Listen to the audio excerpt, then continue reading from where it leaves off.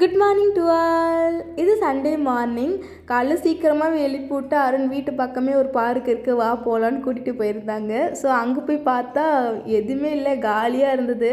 ஒரே ஒரு ஊஞ்சல் தான் இருந்தது, பட் அதுவுமே கொஞ்சம் டேமேஜாக இருந்தது. அதில் விளையாடுறதுக்கு பயமாக இருந்தது. ஸோ பாப்பா கூட்டிகிட்டு கொஞ்சம் நேரம் அப்படியே நடந்துட்டு ரிட்டன் திரும்பி வீட்டுக்கு வந்தாச்சு. வீட்டுக்கு வந்ததும் பாப்பாக்காக பிரேக்ஃபாஸ்ட்டுக்கு ராகி கஞ்சி ரெடி பண்ணியிருந்தேன். இன்றைக்கி நான்வெஜ் எதுவும் செய்யலை. நேற்றே சிக்கன் சாப்பிட்டுருந்தோம் சாட்டர்டே நைட்டு. ஸோ அதனால் இன்றைக்கி நான்வெஜ் எதுவும் செய்யலை. ரசம் இருந்து ஸோ சிம்பிளாக லஞ்ச் முடிச்சிடலான்னு சொல்லிட்டு விட்டாச்சு. ஸோ பாப்பாவுக்கு கஞ்சி ஊட்டி விட்டதுக்கப்புறம் ஃபேஸ் பேக் ரெடி பண்ணியிருந்தேன்.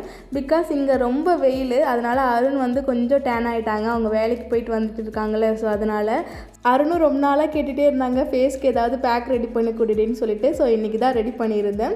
மார்னிங் பார்க் போகும்போதே பச்சைப்பாலில் உளுந்து ஊற வச்சுட்டு போயிட்டேன். அது 1 ஹவருக்கு நல்லா ஊறினதும் அரைச்சிட்டு அருணுக்கு போட்டு விட்டு நானுமே போட்டுக்கிட்டேன். ஸோ அதுதான் கைஸ், பை.